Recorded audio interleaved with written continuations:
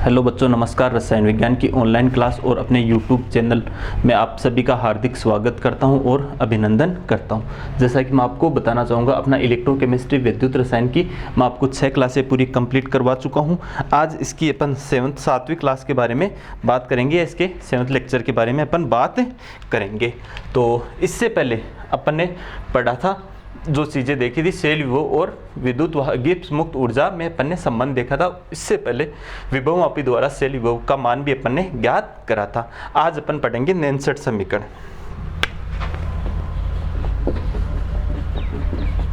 नैनसेट समीकरण, देखो नैनसेट समीकरण क्या है। नैनसेट समीकरण में अपन ने पढ़ेंगे, नैनसेट नामक वैज्ञानिक ने शेल विभव पर, किस पर, शेल विभव पर ताप, दाब एवं सांद्रता परिवर्तन का अध्ययन करके एक समीकरण दी, और उसी समीकरण को अपन कौन सी समीकरण कहते हैं? नैनसेट समीकरण कहते हैं। ताप, दाब और सांद्रता परिवर्तन का अध्ययन करके एक समीकरण दी गई नैनसेट के द्वारा, और उसी समीकरण को अपन क्या कहते हैं? नैनसेट समीकरण कहते हैं। जैसे एक सामान्य उत्क्रमणीय गैल्वेनिक सेल में, उत्क्रमणीय गैल्वेनिक सेल में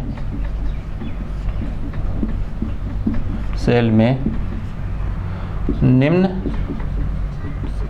अभिक्रिया होती है।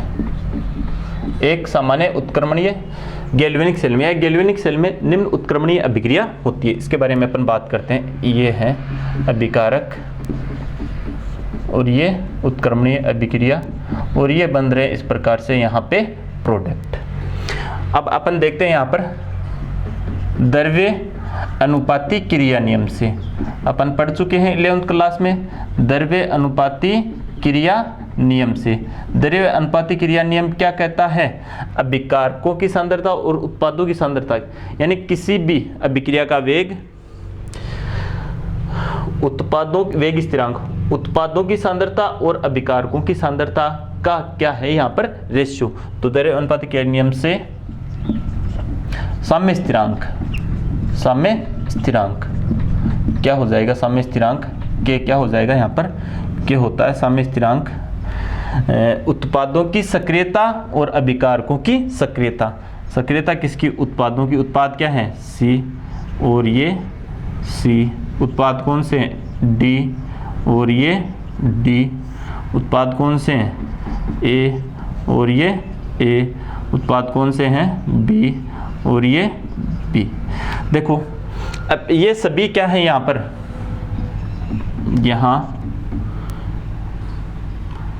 A, B, AC एवं AD अभिकारकों एवं उत्पादों की क्रमशः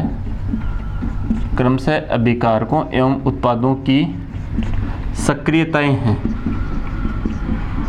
सक्रियताएं हैं। देखो ये हैं अभिकारकों की सक्रियता AA और AB, और ये दोनों किसकी हैं? उत्पादों की सक्रियता। अब सांद्रता को अपन सक्रियता एक्टिविटी के रूप में भी दर्शा सकते हैं। तो अपन यहाँ पर सांद्रता भी लिख सकते हैं और सक्रियता भी लिख सकते हैं। और आप सभी जानते हो, सांद्रता पदों से पहले जो संख्याएं होती है, जो नंबर स्मॉल होते हैं, वो इनकी घातांकों के रूप में आ जाते हैं। क्लियर है ये सभी? अब इसको अपन चाहे तो समीकरण नंबर 1 भी दे सकते हैं। अब एक है ऊष्मागतिकी के अनुसार, ऊष्मागतिकी के अनुसार शेल के विद्युतवाहक बल, अब इसको लिख सकता हूं विद्युतवाहक बल, एवं शेल विभव में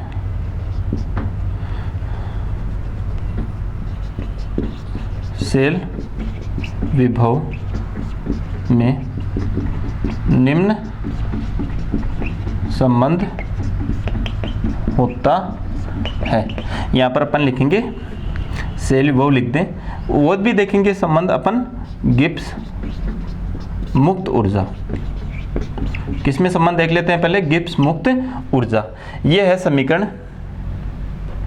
उष्मागतिकी के अनुसार सेल के विद्युत वाहक बल और गिब्स मुक्त ऊर्जा में डेल्टा जी बराबर डेल्टा जी नोट। अब देखो जहां जहां पर ये जी नोट आ जाए, उस जी नोट का मतलब क्या होता है, मानक परिस्थितियां। कैसी परिस्थितियां, मानक परिस्थितियां। Plus R T L N K, ये समीकरण है। यहां पर अब जैसे मैं इसको ऊपर थोड़ा सोल्व कर देता हूं, ये डेल्टा जी है गिब्स मुक्त ऊर्जा में परिवर्तन, ये मानक गिब्स मुक्त ऊर्जा में परिवर्तन, ये गैस स्थिरांक, परमताप और ये कांस्टेंट है साम्यावस्था स्थिरांक। तो इसमें ये रिलेशन होता है, यदि अभिकारकों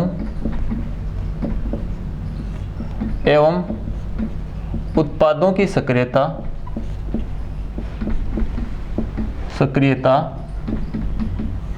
इकाई हो तो क्या होता है, डेल्टा जी बराबर डेल्टा जी नोट होता है। क्योंकि आर टी एल एन के क्या हो जाता है, जीरो हो जाता है।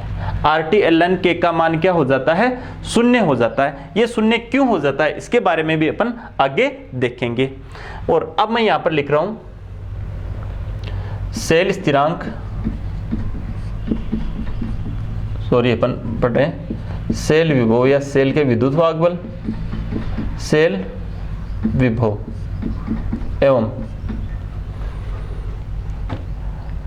ये लिख सकते हैं अपन गिब्स मुक्त ऊर्जा। अभी अपन ने पढ़ा था ना, डेल्टा जी बराबर माइनस एन एफ ई, ये देखा था।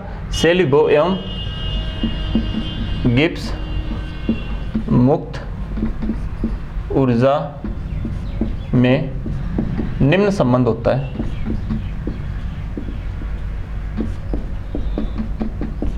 निम्न संबंध होता है, ये अपने को पता है। ये है डेल्टा जी बराबर माइनस एन एफ ई, या क्या लिख सकते हैं इसको, डेल्टा जी नोट बराबर माइनस एन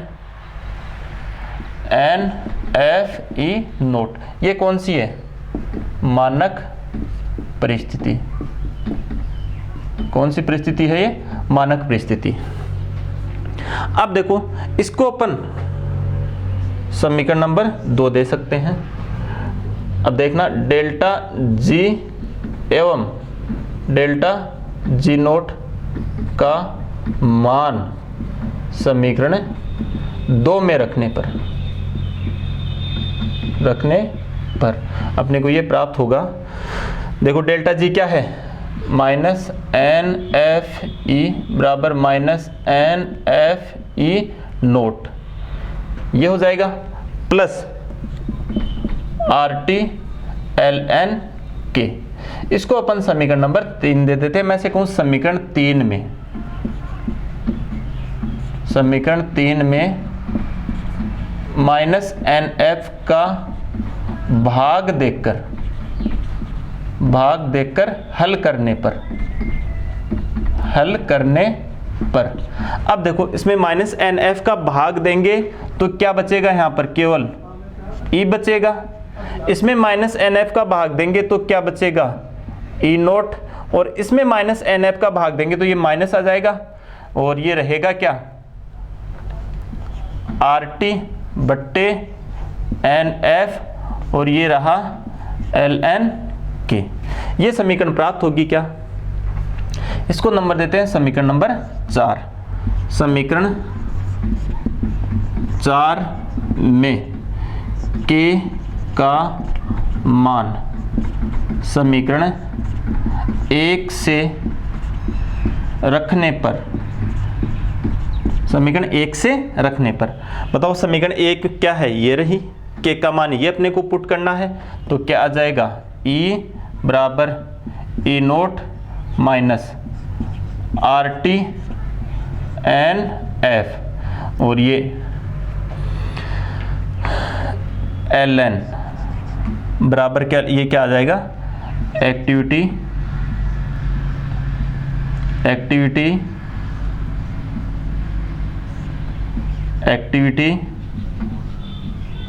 और एक्टिविटी सॉरी ए, ये ए एक्टिविटी बी और ये बी। एक चीज और, ये जो ln होता है इसके बराबर लिखते हैं 2.3 log 2.303 3 log, ये लिख सकते हैं अपन। तो इसकी जगह ये वैल्यू अपन पुट कर सकते हैं, ये तो जानते हो आप सभी। तो ये क्या आ जाएगा यहाँ पर अपने को समीकरण क्या प्राप्त हो जाएगी, बराबर E नोट माइनस, ये लिख देता हूँ 2.303 RT बट्टे NF। इस log को मैं इनके बाद में लिख देता हूँ और ये क्या आ जाएगा log एक्टिविटी किसकी, उत्पादों की, एक्टिविटी ये डी उत्पाद की और ये एक्टिविटी अभिकारकों की, एक्टिविटी अभिकारकों की। ये समीकरण अपने को यहाँ पर प्राप्त हुई है। ये समीकरण इसे कहते हैं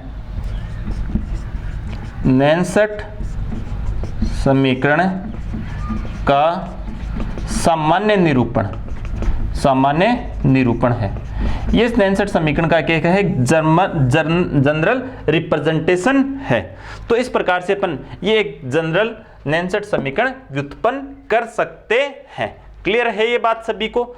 अब देखो अपन इसको, आप एक बार इसका स्क्रीनशॉट ले सकते हो या फिर इसको वीडियो पॉज करके आप इसको लिख सकते हो। आगे मैं इसको सोल्व करता हूं। ये नैनसट समीकरण का एक सामान्य निरूपण है और इस समीकरण को अपन इक्वेशन नंबर दे देते हैं 5, समीकरण नंबर 5। अब देखो इसको आगे थोड़ा इधर सोल्व कर देते हैं।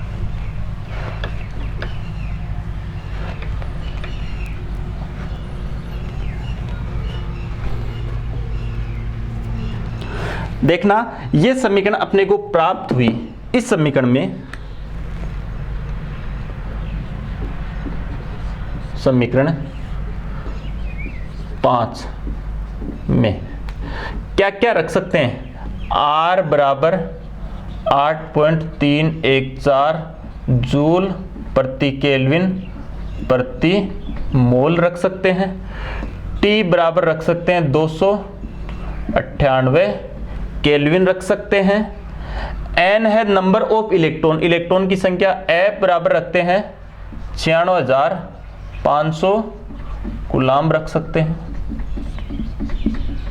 ये रख सकते हैं। यही वैल्यू अपन यहां पर पुट कर सकते हैं। तो देखो ये वैल्यू रखें अपन, तो ये समीकरण अपने को प्राप्त होती है E बराबर E नोट माइनस 2.303, R का मान कितना है 8.314 जूल प्रति केल्विन प्रति मोल। ये कूलाम पर मोल होता है, ये चार्ज कूलाम प्रति मोल। और टी का मान कितना है 298 केल्विन बट्टे ये लिखूं एन अभिक्रिया में स्थानांतरित होने वाले इलेक्ट्रॉनों की संख्या है। क्या है ये, अभिक्रिया में स्थानांतरित होने वाले इलेक्ट्रॉनों की संख्या, स्थानांतरित इलेक्ट्रॉन की संख्या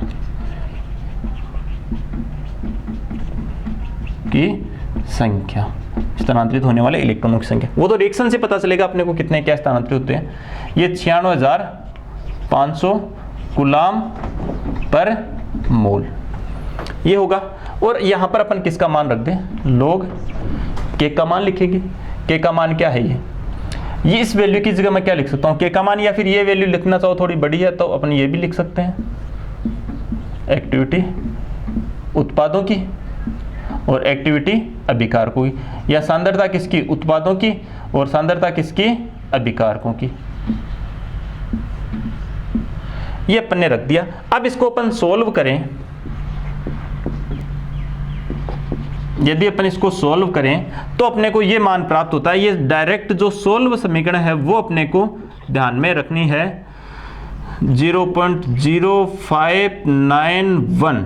अब देखना यूनिट के बारे में अपन देख लें, ये यहाँ पर प्राप्त होगा बट्टे n और ये लोग, यहाँ पर लिख सकता हूँ मैं उत्पादों की सांद्रता या सक्रियता बोल सकते हैं बट्टे अभिकारकों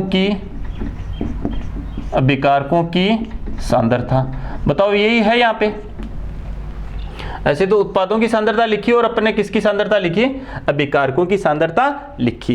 ये चीज सबको क्या रहनी चाहिए, क्लियर। अब देखो अपन यूनिट की ओर बात करें, ये किस में आएगा ये यूनिट, बताओ। ये देखना, ये केल्विन से केल्विन कैंसल, ये मोल से मोल कैंसल।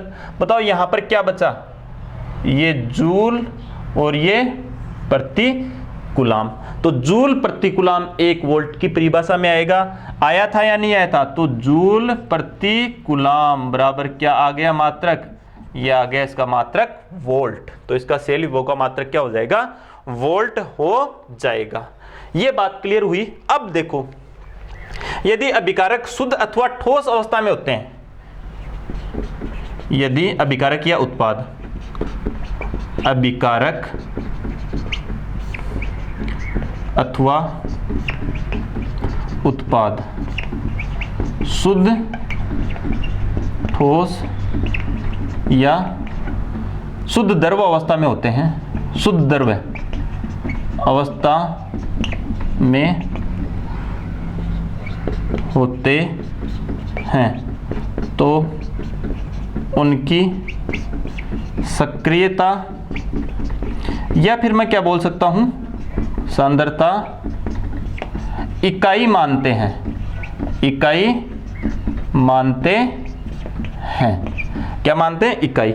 ये चीज बड़ी इंपॉर्टेंट है। कोई भी ठोस धातु, जैसे जिंक ठोस है, कॉपर ठोस है, उनकी सांद्रता इकाई माननी है अपने को सदैव। उनमें कोई चेंजेस, उनकी सांद्रताओं में कोई चेंजेस अपने को नहीं करना है। इस समीकरण को एक बार मैं हटा देता हूं यहां से। ये अपने को ये समीकरण प्राप्त हुई।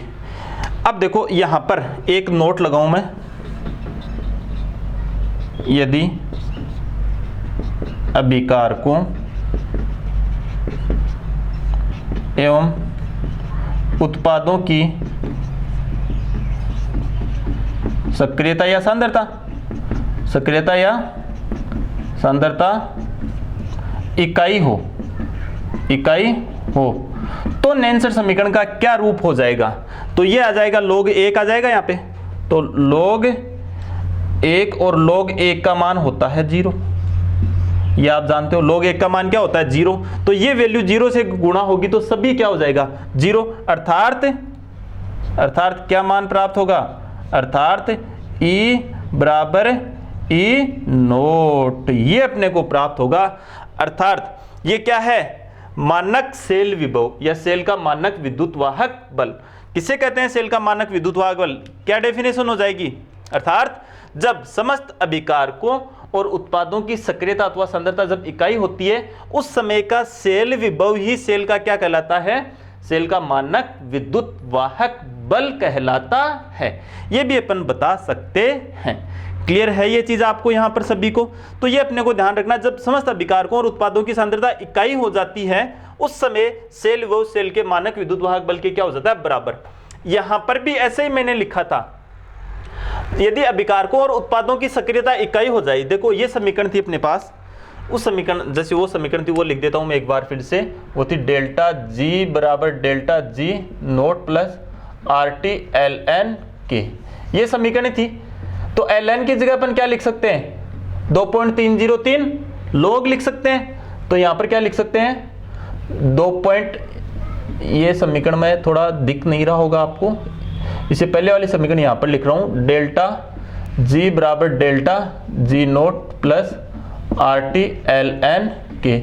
इस ln की जगह क्या लिख सकता हूं, 2.303 log, और ये लिख सकता हूं, ये आगे आ जाएगा के। ये ऐसे लिख सकता हूं क्या इसकी जगह, और log के, log का मान, log का मान यदि log k का मान यदि 1 आ जाए, ये इकाई होने पर log k का मान क्या आ जाएगा, इकाई अभिकारकों और उत्पादों की सक्रियता इनकी 1 होते ही log ये क्या आ जाएगा, log के 1 आ जाएगा, और ये पूरा का पूरा मान इस 1 से गुणा होगा तो ये पूरी की पूरी वैल्यू क्या हो जाएगी, RT ln के क्या हो जाएगा, शून्य हो जाएगा।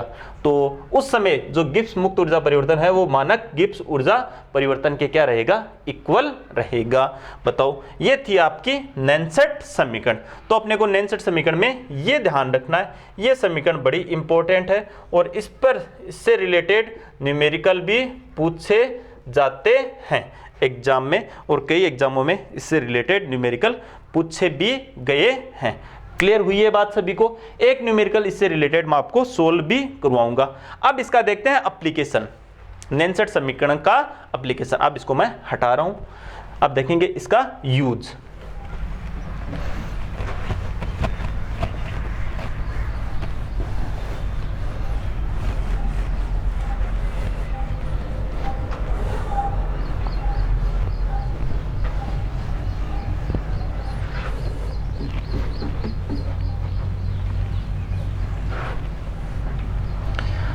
देखो, इसके यूज में अपने को यह देखना है कि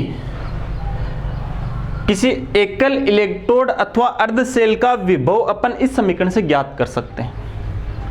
किसी एकल इलेक्ट्रोड अथवा अर्ध सेल का विभव अपन इस समीकरण से ज्ञात कर सकते हैं। कैसे ज्ञात कर सकते हैं? उस एकल इलेक्ट्रोड का विभव ज्ञात करके और उसे नैनसेट समीकरण में यहां पर इस समीकरण के अकॉर्डिंग अप्लाई करेंगे और अपन क्या ज्ञात करेंगे, एकल इलेक्ट्रोड का विभव भी ज्ञात कर सकते हैं और फिर क्या ज्ञात कर सकते हैं, सेल विभव भी उसका ज्ञात कर सकते हैं। देखो कैसे ज्ञात करते हैं, एप्लीकेशन में मैं बताता हूं, यूज में या अनुप्रयोग में इसके।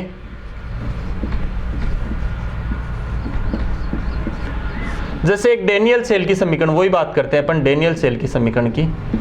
डेनियल सेल की समीकरण क्या होती है, यहां पर होते हैं जिंक ठोस और ये कॉपर एक्वाटिक, और ये रहते हैं जिंक 2+ और ये कॉपर ठोस अवस्था में।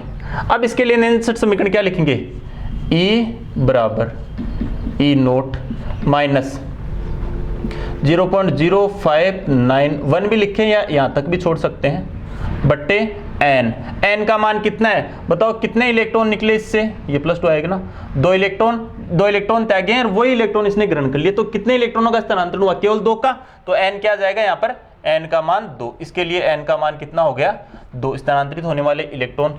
log, बताओ ये उत्पादों की सक्रियता, ये अभिकारकों की सक्रियता, क्या ये ठोस है, क्या ये ठोस है, क्या इंपॉर्टेंट बात यही है, इनको अपने को नहीं लेना है, इनको क्या मानना है, इकाई मानना है, इकाई मानकर छोड़ना है। तो क्या हो जाएगी ये, जिंक आयनों की सांद्रता बट्टे कॉपर आयनों की सांद्रता। अगर आप इनको लिखना चाहो तो कॉपर ठोस और जिंक ठोस, तो ये क्या मानेंगे, इसको एक, तो इकाई मानने का कोई यहाँ पर सारांश नहीं होगा, एक का कोई 1 से गुणा करने पर इन पर कोई प्रभाव नहीं पड़ेगा। अर्थात सेल विभव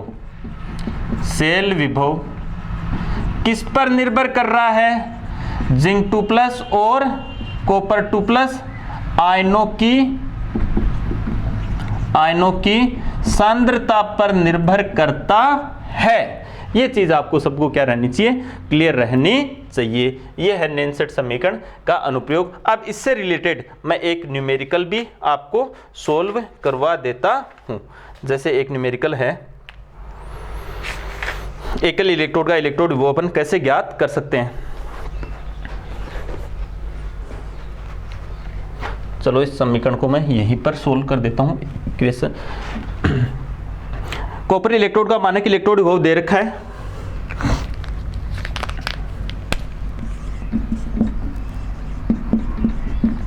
कॉपर इलेक्ट्रोड का मानक इलेक्ट्रोड विभव,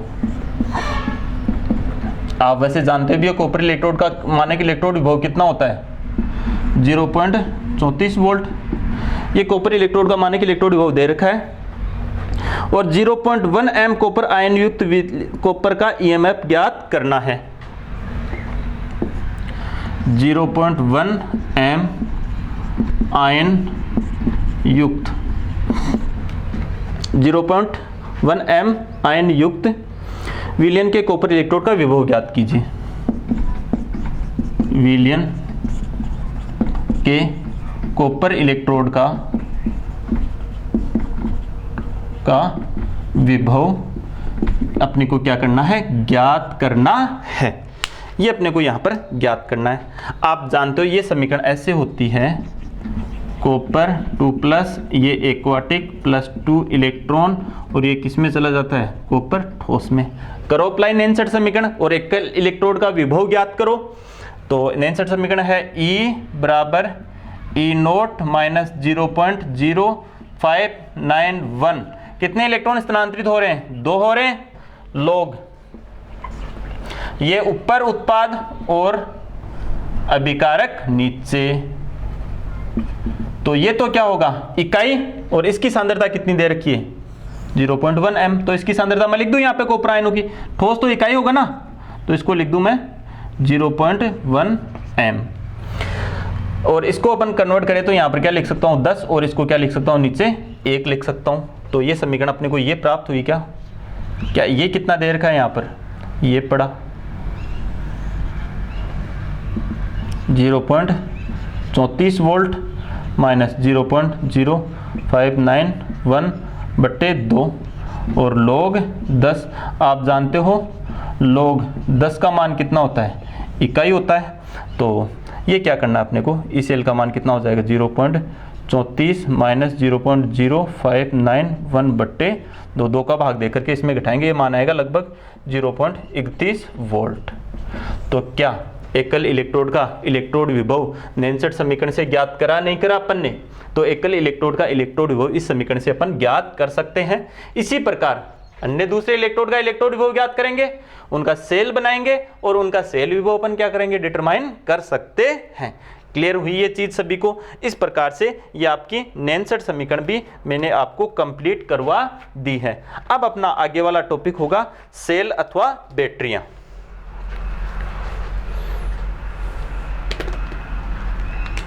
चलो इसको हटाता हूं मैं। तो ये समीकरण अपने को सबको ध्यान रखनी है। आगे अपना टॉपिक होगा सेल अथवा बैटरियां। तो इस प्रकार से मैंने नैनसेट समीकरण और इसका यूजेज बता दिया है। आप सभी को इसका ध्यान रखना है अच्छे से नैनसेट समीकरण के बारे में।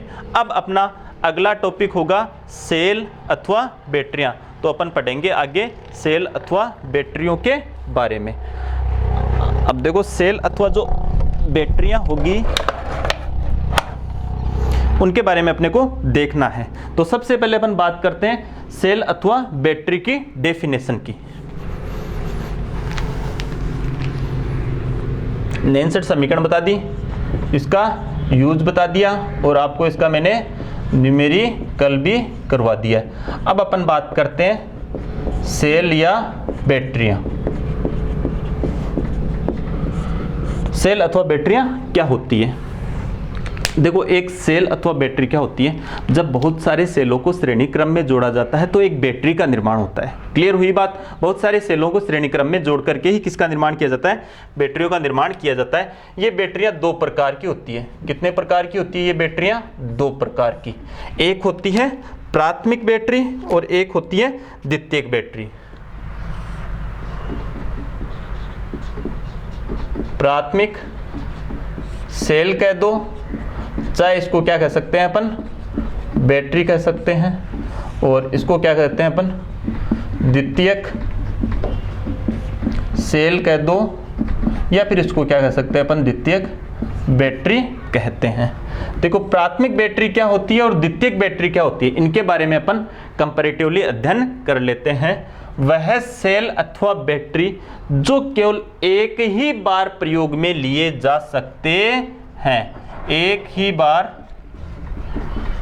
बार यूज में लिए जा सकते हैं, या फिर मैं कहूं जिनका प्रयोग केवल अपन कितनी बार कर सकते हैं, जिनका यूज अपन केवल एक ही बार कर सकते हैं, एक से अधिक बार उनका यूज अपन नहीं कर सकते। ऐसे सेल अथवा बैटरियां क्या कहलाएगी, प्राथमिक सेल अथवा प्राथमिक क्या कहलाती है, बैटरियां कहलाती है। अब अपन बात करेंगे द्वितीयक सेल अथवा बैटरी के बारे में। तो द्वितीयक सेल अथवा बैटरी क्या हो जाएगी, जैसे प्राथमिक के बारे में आपको मैंने बताया, एक ही बार इनका यूज किया जाता है, इनका बार बार यूज कर सकते हैं, और ये एक बार निरावेशित होने के बाद में इसको पुनः चार्ज नहीं किया जा सकता है, या पुनः आवेशित बोलें या फिर चार्ज इन्हें नहीं किया जा सकता है। अब इनको बार बार यूज में लिया जा रहा है, इसका मतलब एक बार निरावेशित होने के बाद में पुनः चार्ज किया जा सकता है, इन्हें पुनः आवेशित बोलें या फिर क्या बोलूं, चार्ज किया जा सकता है। इसमें जो अभिक्रियाएं होती है उनकी प्रकृति अनुत्क्रमणीय होती है। कैसी होती है? अनुत्क्रमणीय। इनमें अभिक्रियाओं की प्रकृति कैसी होती है? उत्क्रमणीय। किस प्रकार की होती है? उत्क्रमणीय। तो देखो अपन बड़े आसान शब्दों में बोल सकते हैं, वह सेल अथवा बैटरी जो एक ही बार काम में ली जा सकती है, अर्थात एक बार निरावेशित होने के बाद में पुनः चार्ज नहीं होती है, और जिसमें अभिक्रियाएं क्या होती है, एक ही दिशा में चलती है। एक दिशा में मतलब बैटरी डिस्चार्ज होगी, अब पुनः अपन विपरीत दिशा में चला करके उसको आवेशित नहीं कर सकते, वो क्या है? प्राथमिक सेल या बैटरी। अब देखो वह सेल अथवा बैटरी जो एक बार निरावेशित होने के बाद में पुनः विपरीत दिशा में अभिक्रिया की दिशा ले जाकर के पुनः आवेशित अथवा चार्ज कर सकते हैं, अर्थात इनका बार बार यूज कर सकते हैं। तो एक बार अगर और एक बार पुनः आवेशित करते समय पश्चिम दिशा में, तो इसमें अभिक्रियाओं की प्रकृति अथवा नेचर कैसी होगी? उत्क्रमणीय होगी। तो ये कौन से सेल होंगे? द्वितीयक सेल अथवा बैटरियां इस प्रकार के होते हैं। अब देखो अपन एग्जाम्पल देखेंगे अपन आज की क्लास में, इन दो एग्जाम्पल। इसमें देखेंगे लेक्लांसी सेल के बारे में। एक तो लेक्लांसी सेल, ये इसका एग्जाम्पल है। इसको लेक्लांसी सेल तो इसलिए कहते हैं कि इसकी खोज किसने की थी? लेक्लांसी ने की थी। और एक इसमें पढ़ेंगे अपन मरकरी सेल। इसमें पढ़ेंगे लेड स्टोरेज बैटरी या सीसा संचायक सेल, सीसा संचायक सेल या बैटरी अपन बोल सकते हैं। और दूसरी अपन पढ़ेंगे इसमें कैडमियम निकेल संचायक सेल, संचायक सेल के बारे में अपन पढ़ेंगे। दो एग्जाम्पल इन दोनों के अपन देखेंगे। इनमें आप जानते हो अभिक्रिया कैसी होगी? अनुत्क्रमणीय। और इनमें आप जानते हो अभिक्रिया कैसी होती है? इनमें उत्क्रमणीय होती है। इनको बार बार अपन यूज में ले सकते हैं। अब देखो जो सेल अथवा बैटरियां होगी, इनमें अपने को मुख्य रूप से क्या ध्यान रखना है? दोनों सेल अथवा जो बैटरियां होती है ये, इनमें अपन क्या ध्यान रखेंगे? एक एनोड का ध्यान रखना है, और एनोड पर होने वाली रिएक्शन क्या होगा? एनोड पर ऑक्सीकरण अर्ध अभिक्रिया होगी। किसका ध्यान रखना है? कैथोड का ध्यान रखना है। और कैथोड की क्या ध्यान रखनी है? रिएक्शन क्या होगी कैथोड पर? अपचयन होगा। और अपने को क्या ध्यान रखना है? नेट सेल रिएक्शन का ध्यान रखना है। नेट सेल रिएक्शन का अपने को ध्यान रखना है। और एक किसका ध्यान रखना है? विद्युत अपघट्य। विद्युत अपघट्य क्या यूज में आ रहा है। तो यहां पर एक सेल में अपने को चार ही बातें ध्यान रखनी है। एनोड की रिएक्शन, कैथोड की रिएक्शन, इन दोनों से जोड़ करके नेट सेल रिएक्शन निकाल लेंगे, और इलेक्ट्रोलाइट या विद्युत अपघट्य पदार्थ वहां पर क्या है उसके बारे में अपने को पता रहना चाहिए। चलो अब चलते हैं, अपन बात करते हैं सबसे पहले लेक्लांसी सेल के बारे में। तो पहले अपन प्राथमिक सेल अथवा बैटरियां पढ़ रहे हैं, उसमें पहला पढ़ रहे हैं अपन लेक्लांसी सेल।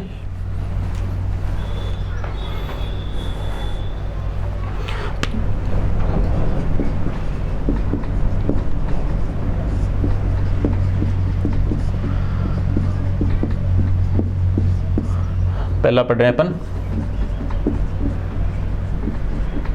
लेक्लांसी सेल। देखो लेक्लांसी सेल की बनावट के बारे में अपन सबसे पहले बात करते हैं। इसमें एक जिंक का बड़ा सा पात्र होता है। किसका पात्र होता है? जिंक का पात्र। वह जिंक का पात्र किसका कार्य करता है?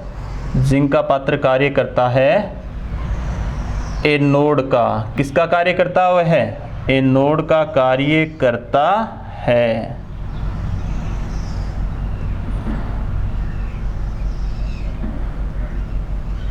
जिंक का पात्र किसका कार्य करता है? इसमें एनोड का।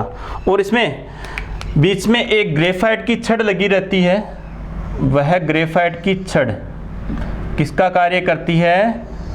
कैथोड का कार्य करती है। किसका कार्य करती है? ग्रेफाइट की छड़ कैथोड का कार्य करती है। कैथोड का कार्य, ये कैथोड, और ये जो जिंक अथवा जस्ते का पात्र होता है वो किसका कार्य करता है? यहाँ पर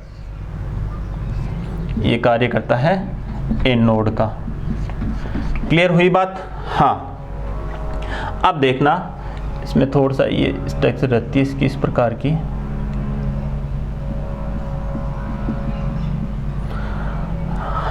क्लियर है ये बात? अब देखो इसके चारों ओर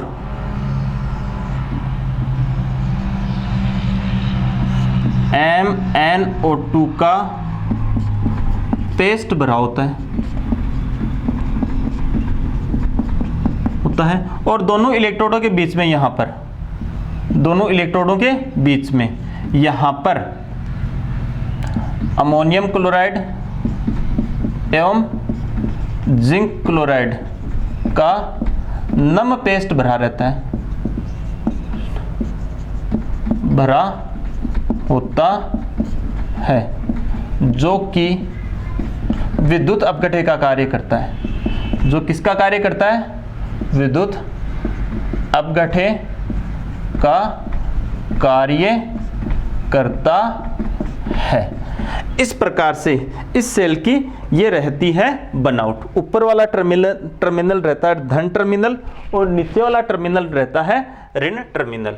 तो इसको कहते हैं अपन धन टर्मिनल, और इसको नीचे वाले टर्मिनल को, यहां वाले को अपन बोलते हैं ऋण टर्मिनल। ये इसकी क्या रहती है? बनावट। अब अपन देखते हैं इसकी रिएक्शंस। रिएक्शंस में एनोड पर होने वाली ऑक्सीकरण अर्ध अभिक्रिया, ऑक्सीकरण ही होगा एनोड पर। तो क्या है एनोड पर? जिंक का क्या होगा? जिंक 2+ आयनों में क्या हो जाएगा? ऑक्सीकरण। अब अपन बात करते हैं इसके कैथोड की। कैथोड पर क्या होगा? आप जानते हो किस क्या होगा? यहाँ पर अपचयन होगा, और अपचयन किसका होगा? NH4+ आयनों का। इन आयनों का अपचयन होगा, आयनों का। तो यहां पर कौन कौन से आयन हैं? NH4+ plus MnO2 plus 2 electron. देखना यहां पर MnO और ये OH प्लस अमोनिया प्लस, हाँ अमोनिया ही बनी है। अमोनिया यहाँ पर अपने को क्या हो गई? प्राप्त हो गई। अब देखना इसकी नेट सेल रिएक्शन देखते हैं अपन। दिख रहा होगा सबको यहाँ तक? तो इसकी नेट सेल रिएक्शन बताओ क्या कट रहा है? ये यहाँ से कैंसिल हो जाएगा, ये यहाँ से कैंसिल हो जाएगा। अभिकारकों की तरफ है वो अभिकारकों की तरफ, उत्पादों की तरफ है वो उत्पादों की तरफ। चलो ये नेट सेल रिएक्शन अगर यहाँ पर नहीं दिखे तो मैं यहाँ पर लिख देता हूँ, जिंक ठोस NH4 ammonium ion plus MnO2। क्या बन रहा है यहाँ पर? जिंक 2+ एक्वाटिक अमोनिया प्लस ये संकुल बन रहा है। क्या बन रहा है? ये MnO और ये OH ये बन रहे। अब यहाँ पर आपको देखो इस जिंक की ऑक्सीजन अवस्था +3 है और यहाँ पर इसकी ऑक्सीजन 2 इलेक्ट्रॉन लेगा और 1 लेगा OH, तो इसकी ऑक्सीजन अवस्था कितनी हो गई? 3। तो जिंक यहाँ पर +4 है ना इसकी, सॉरी ये +4 है यहाँ पर, ये +4 से +3 में चला गया। इसका मतलब जिंक का क्या हो रहा है यहाँ पर? मैग्नीज का यहाँ पर क्या हो रहा है? अपचयन। क्या हो रहा है यहाँ पर? मैग्नीज का अपचयन हो रहा है। ये +4 ऑक्सीजन अवस्था से +3 ऑक्सीजन अवस्था में जा रहा है। एक इसकी इंपॉर्टेंट बात ये है, ये जिंक आयन और ये अमोनियम आयन दोनों क्रिया करके क्या बना लेते हैं? जिंक NH3 का होल 4 2+ इस संकुल का निर्माण कर लेते हैं। इस संकुल का निर्माण कर लेते हैं। यह संकुल भी कौन से सेल में बनता है? लेक्लांसी सेल में बनता है। इसके विद्युत वाहक बल का मान होता है 1.2 से लेकर 1.5 वोल्ट तक होता है। यह आपका कंप्लीटली क्या था? लेक्लांसी सेल। क्लियर है ये बात? ध्यान रखना, इसमें ये संकुल भी बनता है। इसकी ये टोटल नेट सेल रिएक्शन भी आपको मैंने बता दी है और करवा दी है। अब अपन बात करते हैं नेक्स्ट सेल की, तो इसको आपको इसी तरह से नोट्स में डिनोट करना है। अब बात करते हैं अपन मरकरी सेल की। तो इसमें कुछ अवरोध उत्पन्न हो सकता है सेल में इन संकुल के कारण।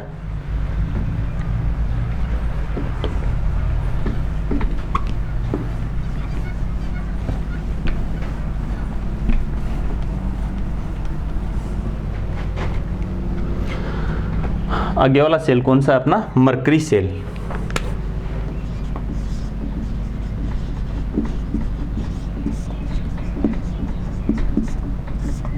Mercury cell. अब देखो ये जो मरकरी सेल भी है, ये सेल भी क्या है? एक प्राथमिक सेल ही है। अब देखो इसमें अपन देखेंगे कैथोड और एनोड किसका बना होता है। देखो सबसे पहले तो इसका यूज, यह घड़ियों में काम में आता है, कैलकुलेटर में काम में आता है, और किस में काम में आता है? स्वर्ण यंत्रों में। यंत्रों में इसका यूज किया जाता है। क्लियर है? अब देखो यहां पर भी अपन वही चीजें देखेंगे कि कैथोड किसका बना होता है, एनोड किसका बना होता है, और विद्युत अपघटन यहां पर कौन रहता है, और जो नेट सेल रिएक्शन है वो यहाँ पर कौन सी रहने वाली है। नेट सेल रिएक्शन क्या होती है? देखो यहाँ पर एनोड बना होता है जिंक अम्लगम का, जिंक अम्लगम का, Hg का बना होता है। कैथोड बना होता है कार्बन एवं HgO का। विद्युत अपघटन का कार्य करता है यहाँ पर, विद्युत अपघटन के रूप में कौन रहता है? यहाँ पर रहता है KOH का विलयन। क्लियर है ये बात सभी को? अब देखो इस सेल की बनावट लगभग मैं बनाता हूँ, थोड़ा सा इस तरह की होती है लगभग।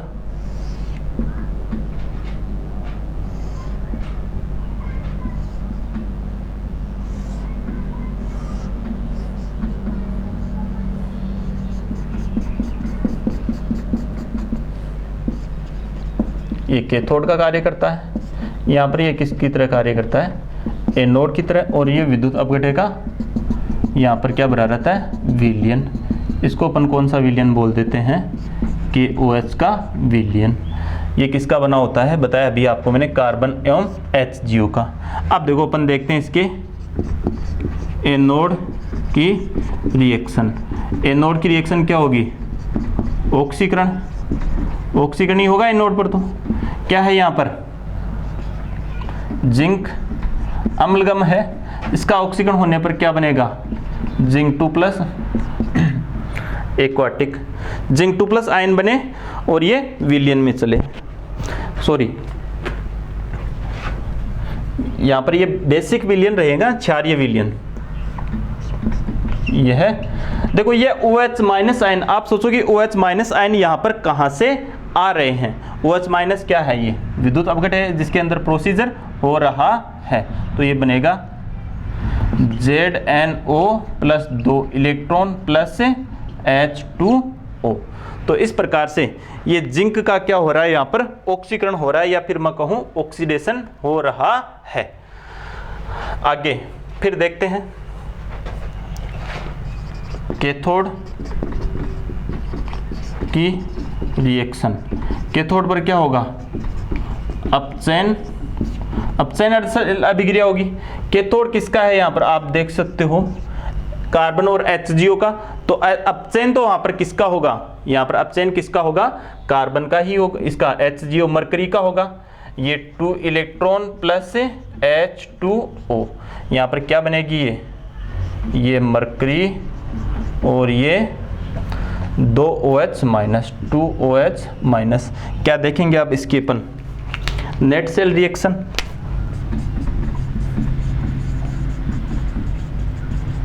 इसकी नेट सेल रिएक्शन देखो, कटने वाले काट दो, अभिकारकों और उत्पादों की तरफ जो सेम है वो कट जाता है, cancel, H2O cancel, OH minus cancel. बताओ बचा क्या? बड़ी आसान नेट सेल रिएक्शन आई है। जिंक अम्लगम प्लस HgO बना क्या? ZnO plus Hg। ये बना नहीं बना, ये आएगी इसकी नेट सेल रिएक्शन। ये सेल उस सेल की तुलना में थोड़ा कॉस्टली भी रहता है और स्थिर विद्युत वाहक बल वाला रहता है। ये स्थिर वोल्टता देता है। ये क्या देता है? स्थिर वोल्टता देता है। स्थिर वोल्टता देता है। क्यों देता है स्थिर वोल्टता? क्योंकि इसमें किसी संकुल का निर्माण नहीं होता है, किसी संकुल का निर्माण नहीं होता है और इसकी वोल्टता होती है 1.35 वोल्ट। वो 1.2 से लेकर 1.5 और ये स्थिर वोल्टता वाला होता है, इसमें कोई संकुल नहीं बनता है। इसकी वोल्टता का मान होता है 1.35 वोल्ट। इस प्रकार से ये आपके मैंने दोनों प्राथमिक सेल, लेक्लांसी सेल और मरकरी सेल कंप्लीट करवा दिए हैं। आज की क्लास में बस इतना ही, बाकी देखेंगे अपन नेक्स्ट क्लास में। Thank you.